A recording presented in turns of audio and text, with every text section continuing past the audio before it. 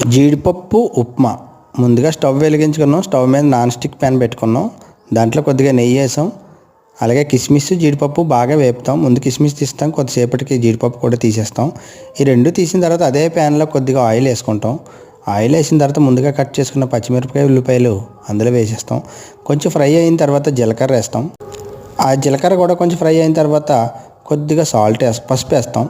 పసుపు కూడా బాగా కొంచెం దగ్గరగా అయిన తర్వాత కొద్దిగా సాల్ట్ వేసుకుంటాం. ఇవన్నీ బాగా కలిపి బాగా ఫ్రై అయిన తర్వాత మనం ఇంకేముందండి, వాటర్ వేస్తామండి. ఆ వాటర్ మాత్రం చాలా కొంచెం ఎక్కువ వేయాలండి. 1:2 ఉండాలండి. వాటర్ ఎక్కువ ఉండాలి. వాటర్ బాగుంటేనే మనకు బాగుంటుంది. వాటర్ బాయిల్ అయ్యేసరికి మన దగ్గర ఉన్న ఉప్మా రవ్వను అందులో వేసేసి బాగా కలిపేసి మొత్తం అంతా చూడండి, ఉప్మా తయారైపోయిందండి. ఎంతో బాగుంటుందండి ఉప్మా. మన జీడిపప్పు కిస్మిస్ కూడా వేసామండి. చివరిలో కొద్దిగా నెయ్యి వేసుకుంటామండి. పైన కొద్దిగా జీడిపప్పులు వేపుకొని మిగిలించుకొని చివరిలో వేసుకుంటామండి. అదిరిపోతుందండి ఉప్మా. సూపర్ అండి, ఇంకా సూపర్.